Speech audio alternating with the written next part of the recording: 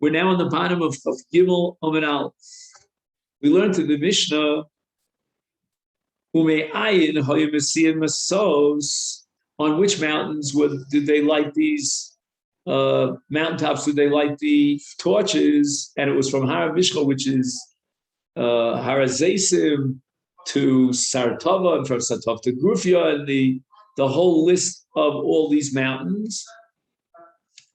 And from Chavron, they got to Beis Baldin, and from Beis Baldin, they didn't have to move from the spot because it was on the border of Israel, and there they would shake the torches up and down, and the entire Gola in Bavel could see that those fires. My base built in. The Gemara now is going to clarify what is base built in, what is Gola, what is Maduras Eish. Omar Rav. Now we turn to Chav Gimel and Beis Zu, Beiram. Today it's called by the name Beiram. My Gola, what does the word Gola mean? I mean, could it be that the entire Golas would see the Masos? Omar Rav Yosef Zu Pupedisa. That was the main settlement of the Jews, and the Gola was in a city in Bavel called Pumbedisa. And my Kimeduras Ha'esh, Panakol Echa V'Echa Notel Avuka B'Yado, the Ol Rosh Gago, etc. That when the people in Pumbedisa saw the Masos, they would each climb up to their roof and they would light torches until the entire city of Pumbedisa looked like it was aflame. We learned to the Bryce of Rabbi Shimon Elazar Omer. There were many other mountains where they did the Masi and Masos. Chorim, Chayar, the Geder, the Chavrosel. Chavrosel means other places that were close by in proximity. So these were the names of mountains where they lit the Masos. Now, how do we understand these additional mountains that Rav Shimon ben Elazar enumerates? Ikadam, according to one opinion, Beini Havikaim. These were mountains that were located between the mountains that are listed in the Mishnah. In other words, the Mishnah did not give us an exhaustive list of all the mountains, and Rav Shimon ben Elazar is offering to fill in the blanks and give the names of the mountains that weren't mentioned in the Mishnah. My guess is that the Mishnah focused on maybe the more significant mountains, taller mountains. Ika Diamri, but now we have a different understanding of the mountains that are mentioned by Rav Shimon Elazar. These mountains, Lahaigi Seder Tzol Havakaimi, these mountains were located on the other side of Eretz Yisrael, meaning on that boundary of Eretz Yisrael that turned towards Bavel, and that was Nimchach Litzad Mizrachis Utzfonis. So it was towards the east and towards the north, and they were Mason Masos even there.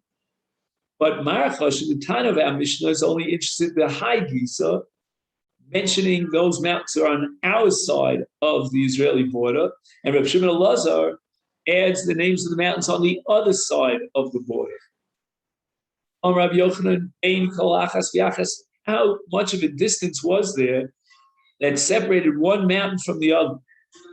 And the answer is Shmona Parsos. Okay, I had a lot of trouble with this.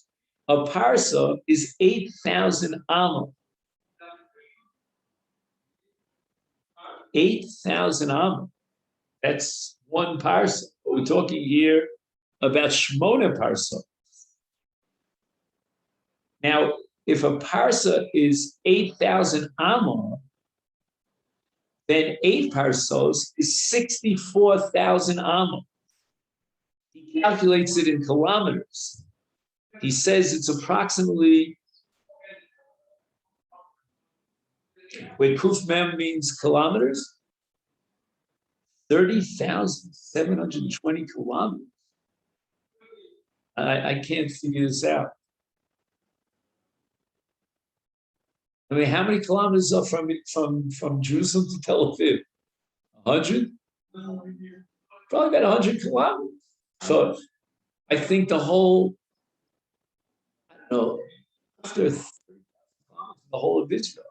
I can't figure this out. Let me just see if the art scroll adds anything here.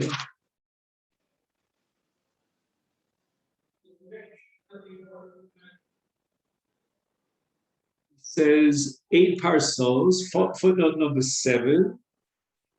A parsa, yeah, he says is 8,000 amos. The equivalent of, let's say, about 3 miles. Let's round it off to 3 miles.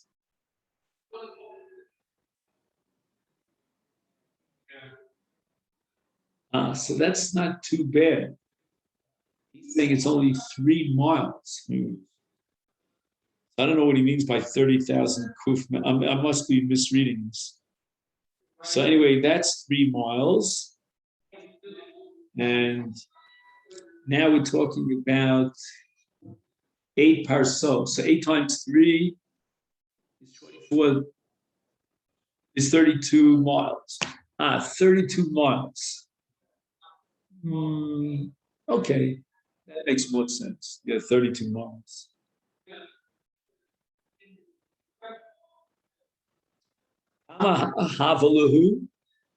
In other words, if we go from Mount of Olives all the way to the very last mountain, which is called Base Baltin,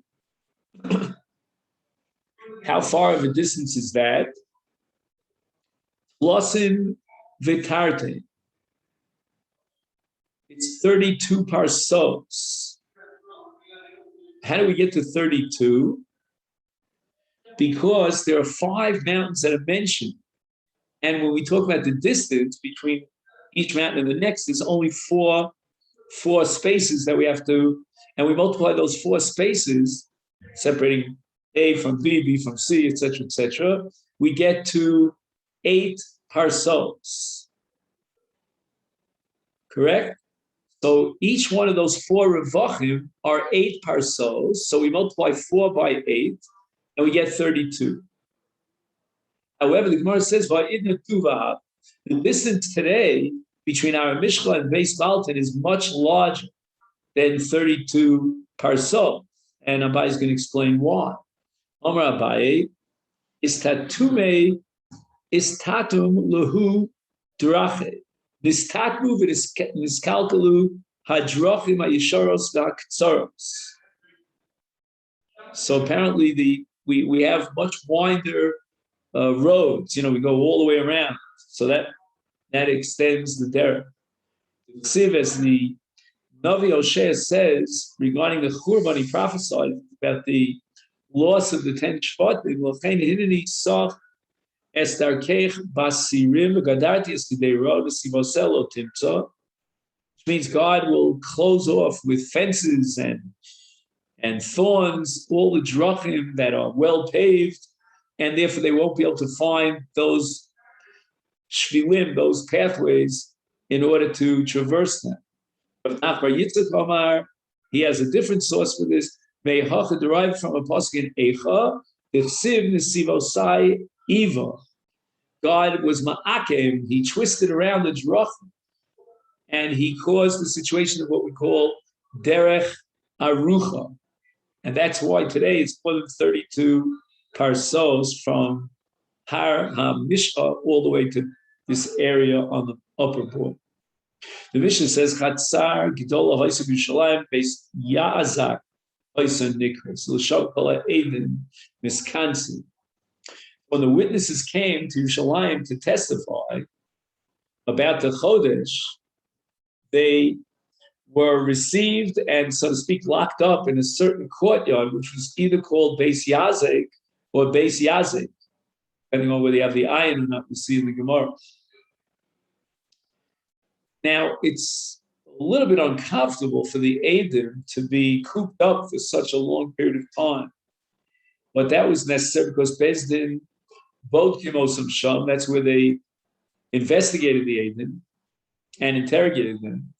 But in order to offset this very heavy inconvenience that they would have to be locked up in a chotzer, they offered them sudos gidolos osimon. As a kind of pitzui, they ordered them, great banquets, bishvil shiur gilun lovo, and that would give them an incentive to come back and testify in the future. Otherwise, they're going to say, I had such a miserable time, why come to testify? Rishon originally, Lo hayu zazim misham, the Edom would not move out of Beis Yazik, that chotzer, kol hayom, the whole day. And the reason for that is because they came chutz l'tchum, that was permissible. But now they gave their testimony, and they are now bound by the laws of tchumen, which means that if you don't have an eruv, then you're not allowed to leave a radius of 4 amos. So they were really, really incarcerated, locked up for the entire Shabbos. And when this situation became public knowledge and people realized that to bring Eidus here, it's not a great thing. So Rabbi Gamliel Azaki made a takana, hiskin shiu mahalchim alpayim amma. He gave them the status of the Bnei Ha'ir as if they were living in Yerushalayim, which means they could go outside Yerushalayim 2,000 amos l'chol ruach in every single direction. That's called the Bnei Ha'ir. Lo elu bilvad ela af chachama haba liyalit. The takana of Rabbi Gamliel HaZaken would apply to anyone who got stuck out of the tchum for the sake of pikuach nefesh. What does that mean? Chachama is what we call today in Hebrew a miyaledes. What's it called in English? A midwife. There's another word for it. Okay. In any event, below el badal chachama. So she came to help a woman give birth. They didn't want to lock her up, insofar as she was from a different city, so they allowed her to be considered from the Bnei Ha'ir, v'abola hatzav v'natleko, of people who came because there was a fire, u'menagayos, or because of the enemies, to join the forces to protect Israel against its enemies, v'nanohar, or if all of a sudden there was a flood, an inundation of a river, and now people are stuck. They don't have a place to go, their children, and so forth and so on. So you went to offer your help. Or for example, if a house never collapsed. In all these cases, there's a shasha, sakonis nefashos, and the Rabbana made this takana that if they came chutz l'tchum, they're allowed to exit from the city 2,000 amma in each direction. Gemara vacillates about the proper text in our Mishnah. Is it base yazek with an ayin, or base yazek without an ayin? And we'll see that there's a major difference in the meaning of this chotzer, the name for this chotzer. Tnan, which one is in the Mishnah? Should we say base yazek tnan, as we have it in our text with an ayin? And that's lishna ma'al yehu. That's indicative of a good mood.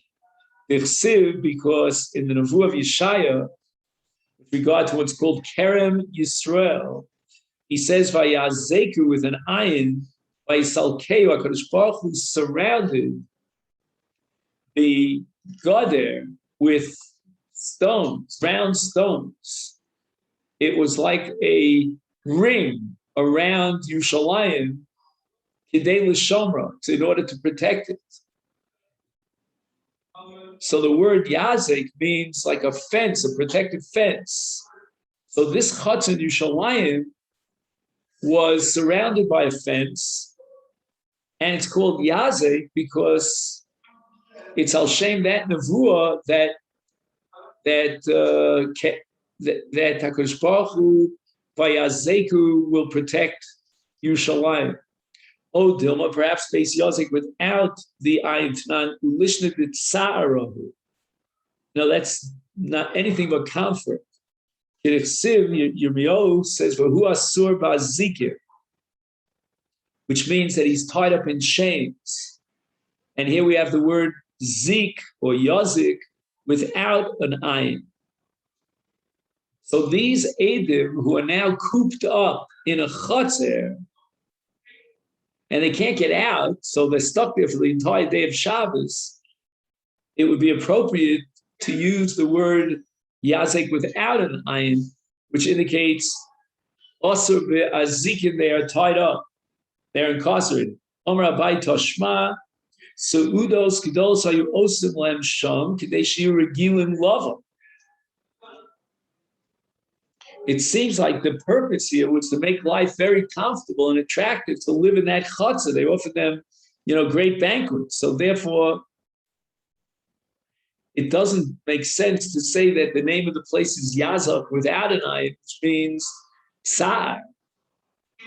But the Gemara rejects that. It's Ilma Tarte Avi Avdile. Maybe, they would one hand offset the other. On the one hand, they had to, lock up the Eidim so that they would be able to interrogate the Eidim, etc. It was very uncomfortable. But at the same token, they offered them pseudos gedolos, these fancy banquets, in order to be mesamech. So they're trying to offset the Tsar. So therefore, the Gemara doesn't come to any definite conclusion as to which of these two elements, whether it's the Tsar or the Simcha, is indicative of the name. In other words, what is the name of this chutzner? Is it Yazak or is it Yazak? The Mishnah says, Kate said, both Eidim, Zug Shebar Rishon. There were a number of different pairs of Eidim that offered to testify. Many people saw the new moon, but we take in the first pair that comes. First come, first serve. And that is an expression of what we call Ein Ovrim Al HaMitzvos.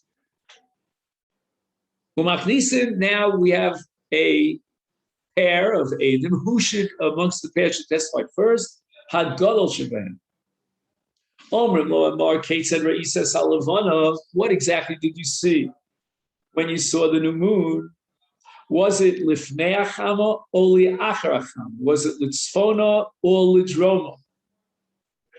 And they're asking specific questions about the location of the moon in relationship to the sun. And when it says Oladroma, the reason for that is when the Levana Bechidusha is seen, let's say, for example, on the 30th day, then you will see it close to sunset, meaning there's a very close proximity between sunset and the moon dipping down below the horizon. And this is going to be on the west side, the Myra. So therefore, we're going to ask the Eidim, did they see the Levana when it was on the south of the sun or on the north of the sun? This is all as it's going towards the west to set. Then they would ask him, how far up from the ground is, show us with your hands, is it this high, this high? And this sliver of a moon that you saw, how wide was it? Im Omar. Now, some of these questions, not all of them, are meant to trip up the Eidim, because if they get the wrong answer, we know they're telling the fabrication. They're not true. Im Omar Lifnei Achama. If he said Lifnei Acham, remember the first question we asked was whether it's Lifnei Acham or Me'achorei Acham. Am I correct? Go over this. Yeah. And if he answers, he got the wrong answer, and he says Lifnei Acham lo omer klum. This is impossible. It can't be Lifnei Acham because the Chama is blocking our view because of the intense light of the Chama of the Levana. And that's why the Levana is almost invisible because of the darkness. So it must be that it's on the other side of the sun. So we know he's an eight checker. Anyway,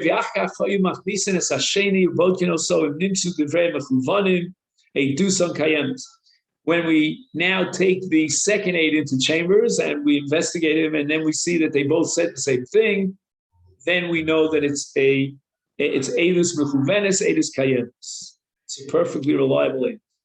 Ushar Kol HaZugos. Now, what do? We have a surplus of pairs of witnesses. We only needed the first pair. Let's say they successfully convinced us that their testimony is true and reliable. What do we need the other pairs of Aiden? But Sholem Osam Rosh Dvarim. We can ask them some of the questions. We'll give them some of the highlights of it. But what for? I mean, we don't need them. They would be very frustrated if they made this entire trek to Yerushalayim, and at the end they weren't even investigated.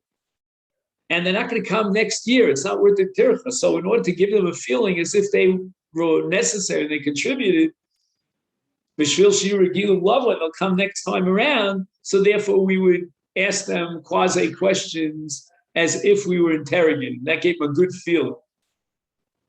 The Gemara says, I don't understand the first two questions. Hainu l'fnei achama, hainu l'tzfona. So you're asking whether it's l'fnei achama, l'fnei, and then you're asking whether it's l'tzfona or l'mizracha. I mean, basically, those are, or l'dromax, those are identical questions. Because l'fnei achama, hainu l'tzfona. When the levana is in front of the chama, then it's going to be on the north. And if it's behind the chama, le'achorei chama, that's going to be to the daram. So why ask these two questions? He writes here that re'iyas halavana li'achar molad, when you see the moon after the molad means when the sun and the moon are exactly aligned, is titochen rak li'achar shkiyas hachama. Because only after the sun sets will there be a possibility that you can see the moon, because the light of the sun would certainly blind you from seeing the moon. And now when we get towards Shkiyas HaChama, at that point, the Ma'oros, meaning the Chama and the Levana, are Na'im Tzfona, they move towards the north. And at that hour, we can see the Levana because there's no intense sunlight that blinds our view of the Levana. So the Gemara understands right now, we'll soon see Abaye, that Lifnei Hachama means that the Levana will set Makdima Lifnei Hachama before the sun, and that's why the Levana inclines itself towards the north, and that's even more than the sun. So b'makom zu yesh bo hayarech nimtza ka'es. At this location where the moon, is located now, timtza achama dak liachar mikan. Liachar achama, hayu shachama makdima osa b'shkiyasa. So it means that the sun set before the moon set. Umemela nota achama tzfonis. Therefore, the sun at this moment, at the point of Shkia, is inclined towards the north more than the moon is inclined. But the Levana Ba'achra Vidroma, now the Levana behind it is trailing and it's on the south. So therefore, Shtei HaShelos Heilu Shtei La'achasen, because Lefnei Achama means Tzfon, as we explained, and Lefnei Achama and Achori Achama means Droma. So why asking two questions? So Abaye says you misunderstood the Mishnah. When we ask them Lefnei Achama Liachach, we're not asking Heichlan Haya Makoma, where was its position, meaning where was the position of the moon vis-a-vis the sun, as we explained until now, but Abai says that's not the pshat, but rather we asked them Gimasa, where is the dark side of the moon? Lifnei Achama or Liachar Achama? Meaning, is that the side of the moon, right? The moon is now half dark. Is the dark side facing the sun, or its back is to the sun, and the dark side is facing the opposite direction of the sun? The Amar Rabbi Yochanan, now we have a little bit of an agadata here. What does the Pasuk Yov mean when it says Hamshel v'fachad imo oseh shalom b'mromav? What is the shalom of HaKadosh Baruch Hu making here? What does that have to do with the tzvah Shamayim?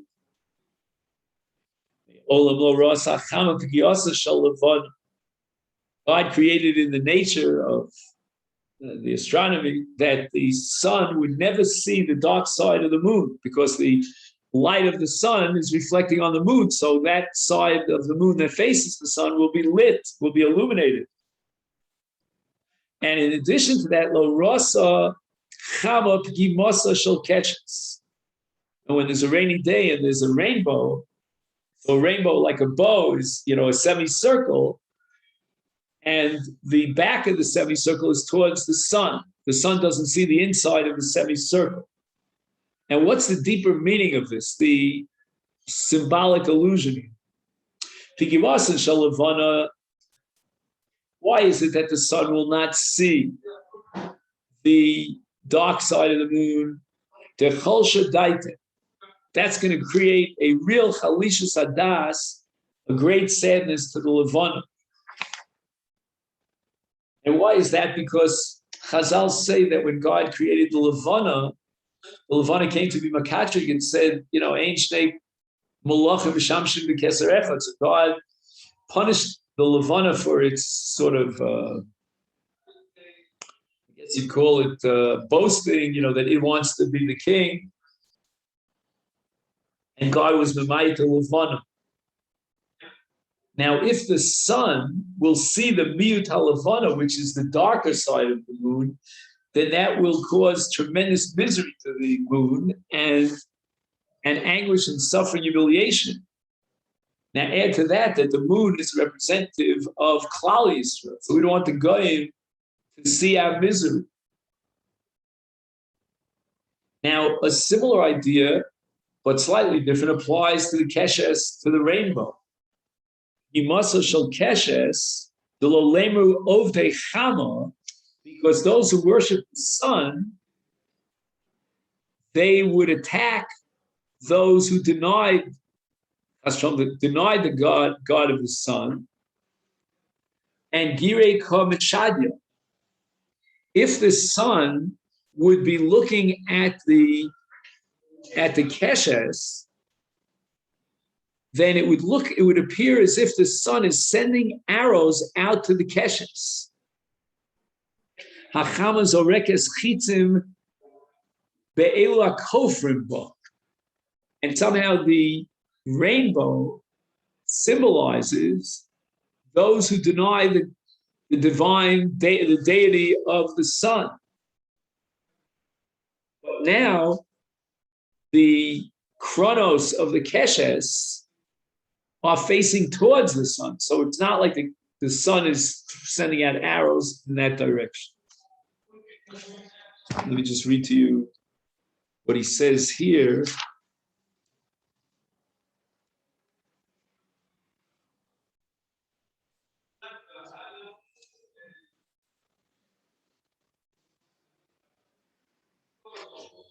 He says, in actual fact, at any moment, half of the moon's surface is illuminated by the sun, but due to the observer's position on Earth, okay, fine. I don't know if we have to go through that.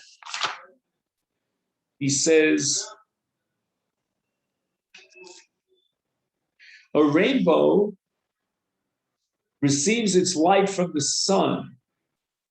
Their unlighted part, which is called concavity, meaning that's the opening part, always faces away from the sun.